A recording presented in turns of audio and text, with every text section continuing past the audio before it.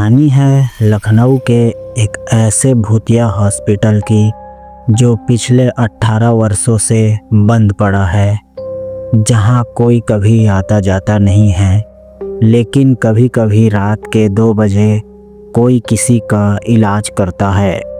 लखनऊ से कुछ किलोमीटर दूर एक पुराना सरकारी अस्पताल है जिसका नाम है सिटी डिस्ट्रिक्ट जनरल हॉस्पिटल, जो कि पिछले 18 वर्षों से बंद पड़ा है। कोई डॉक्टर वहां नहीं जाता है, कोई नर्स वहां नहीं टिक पाती है, लेकिन लोग कहते हैं वार्ड नंबर 13 अब भी खुलता है रात के हर रात ठीक 2 बजे, और वहां कोई एक इलाज करता है, पर मरीज कभी वापस नहीं आता है। अदिति शर्मा एक क्राइम डॉक्यूमेंट्री रिपोर्टर है जो कि अंधविश्वासों की असलियत उजागर करने के लिए जानी जाती थी। जब उसे इस हॉस्पिटल की कहानी मिली तो उसने कहा, कहानी नहीं, असलियत या अफवाह है, चलो कैमरा निकालो और फिर सच्चाई निकालते हैं।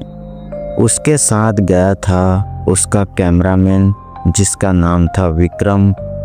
रात के 1:30 बजे वे दोनों हॉस्पिटल के मुख्य गेट पर पहुंचे। दरवाज़ा खुद ब खुद खुल गया। पुरानी बिल्डिंग में अजीब सी बदबू थी। तार चकी रोशनी, दीवारों पर पीलापन और धब्बे दिखाई दे रही थी। सीढ़ियाँ चरमरा रही थी। फिर उन्हें दिखा वार्ड नंबर 13, जिसका दरवाज़ा लोहे की जंग लगे चैन से बंद था। लेकिन जैसे ही अदिति ने हाथ बढ़ाया, चैन अपने आप खुल गई। कैमरा ऑन था। अदिति बोली, मैं अदिति शर्मा और हम इस समय उस जगह पर हैं जहां किसी के लौटने की गवाही नहीं मिलती है। तभी अंदर से एक आवाज़ आई, इलाज शुरू किया जाए। विक्रम ने डरते हुए कैमरा उस ओर घुमा दिया। दीवार पर एक टेबल दिखाई दे रहा था। उस पर खून से सना एक ऑपरेशन गाउन पहना एक आदमी था, और उसके पास पड़ा था एक बिना आँखों वाला स्टेथोस्कोप। पुराने फाइल रूम में एक रजिस्टर मिला जिस पर लिखा था साल 2006।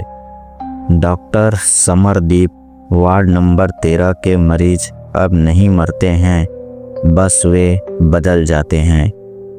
और उस पन्ने पर खून के धब्बे थे, लेकिन धब्बे अभी भी गीले थे। अचानक एक दरवाज़ा जोर से बंद हुआ।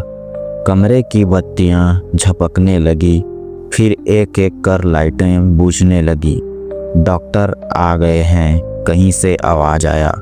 विक्रम ने कैमरा नीचे गिरा दिया।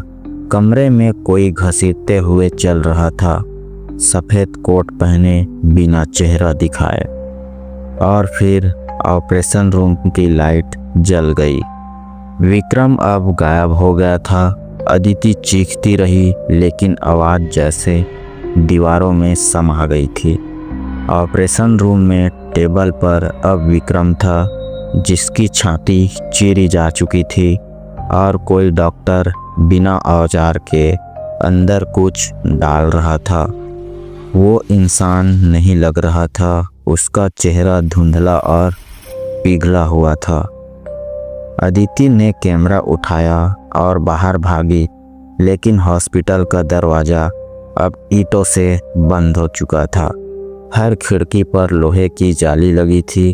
फिर उसी आवाज़ आई, मरीज भाग नहीं सकते, पत्रकारों को भी इलाज चाहिए।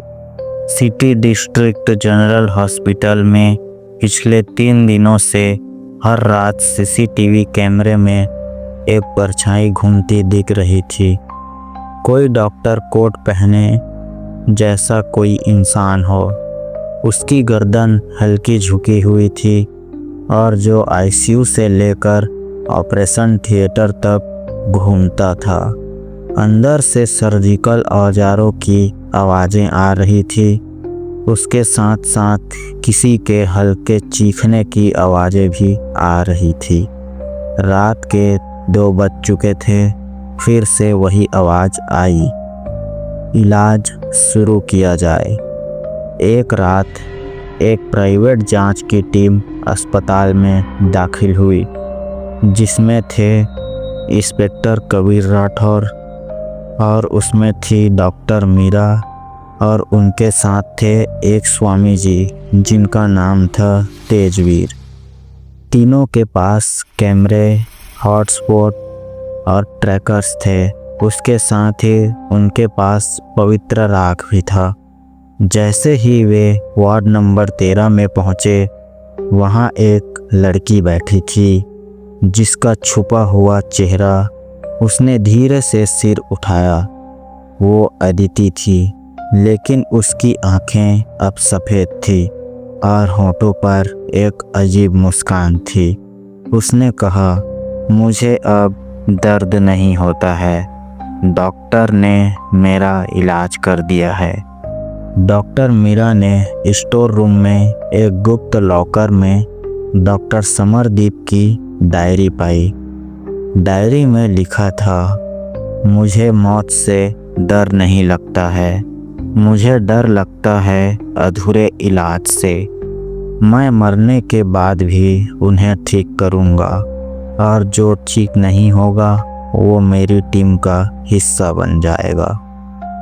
डायरी के अंत में खून से लिखा था, मौत भी मेरा सहायक बन गया है। स्वामी तेजवीर जैसे ही मंत्र पढ़ना शुरू करते हैं, अदिति जोर से चिल्लाती है, वो आ रहे हैं। दरवाज़ा अपने आप बंद हो जाता है। सारी लाइटें बंद हो जाती हैं। ऑपरेशन टेबल पर कबीर राठौर बेहोश पड़ा रहता है। उसकी छाती अब खुद ब खुद चीरी जा चुकी थी, जैसे कोई अदृश्य हाथ अंदर कुछ खोज रहा है। डॉक्टर मीरा ने जैसे ही टॉर्च फेंकी, वहाँ पर खड़ा था डॉक्टर समरदीप, सिर झुका हुआ, चेहरा सड़ा हुआ और होठों से खून बहता हुआ।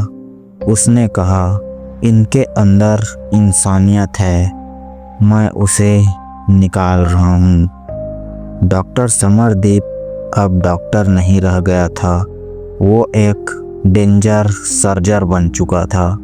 वो आत्मा को शरीर से अलग करता था, उसे किसी जार में बंद करता था और खाली शरीर में अंधकार भर देता था। वो कहता था, इंसान की सबसे बड़ी बीमारी है, उसे डर नहीं लगता है। अब मैं उनमें डर वापस लाता हूँ हमेशा के लिए। मीरा और तेजवीर नीचे बेसमेंट में भागे। वहाँ उन्होंने देखा एक बड़ा हॉल था, जिस पर दीवारों पर 27 शरीर टंगे हुए थे जो अधमरे थे। उनकी आंखें खुली हुई थी, लेकिन वे सभी बिना आत्मा के थे। हर शरीर के नीचे एक टैग लगा हुआ था, जिस पर लिखा था, इलाज किया गया है और परिणाम असफल रहा है। उन लोगों को अंत में एक टैग मिला, जिस पर लिखा था, विक्रम 23 साल, रिपोर्ट आंखें हटाई गई है, आवाज़ निकाल दी गई है और अब यह शांत है। स्वामी तेजवीर ने मंत्र उच्चारण तेज किया। अंदर का तापमान गिरता गया। अचानक सभी सब जोर जोर से चिल्लाने लगे। उनकी आंखों से धुआं निकलने लगा।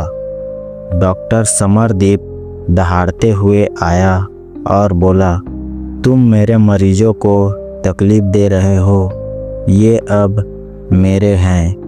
मीरा ने डायरी से आखिरी पन्ना फाड़ा और उसमें लिखा था, मुझे रोकने के लिए मेरा इलाज ज़रूरी है। मेरी आत्मा को उसी टेबल पर बांधो जहाँ से मैंने शुरुआत की थी। स्वामी और मीरा ने मिलकर डॉक्टर रमनदीप को ऑपरेशन टेबल पर बांध दिया, लेकिन जैसे ही मंत्र का अंतिम चरण शुरू हुआ, पूरे अस्पताल में आग लग गई। अदिति जोर से चीखी और उसका शरीर हवा में लहराने लगा। डॉक्टर रमनदीप की आत्मा अब छटपटाने लगी थी और फिर एक जोरदार विस्फोट हुआ। सुबह आग बुझ चुकी थी। वार्ड नंबर 13 पूरी तरह राख में बदल चुका था। पुलिस को वहां केवल एक कैमरा मिला। उसमें सिर्फ एक लाइन रिकॉर्ड हुई थी जो कि अदिति की आवाज़ थी। मैं बच चुकी हूँ, लेकिन अंदर अब भी इलाज जारी है। डॉक्टर रमनदीप मर चुके हैं, पर उनका डर अब भी मुझ में है। एक नया अस्पताल शहर में खुला है, रमन क्लिनिक। हर दीवार साफ है, सब कुछ नया लगता है। बस एक कोना है वहाँ, जहाँ हर रात एक स्टेथोस्कोप खुद ब खुद घूमता रहता है और एक आवाज़ गूंजती है, इलाज शुरू किया जाए। तो दोस्तों, अगर ये स्टोरी आपको पसंद आई तो वीडियो को लाइक और कमेंट ज़रूर कर देना। और आपके पास भी अगर ऐसी ही स्टोरी है तो हमें इस ईमेल पर मैसेज करना।